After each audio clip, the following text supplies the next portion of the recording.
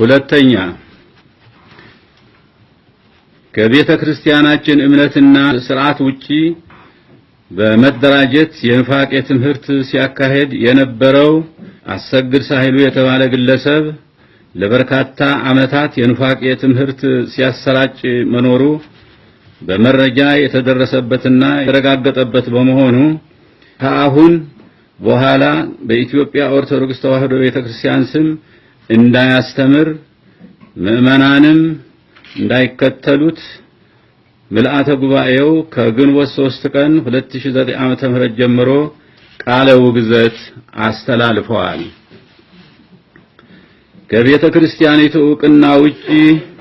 ምንም አይነት ፈቃድ ሳያገኙ በተመሳሳይ ሁኔታ አዳራሽ ተከራይተው በቤተ ክርስቲያናችን ስም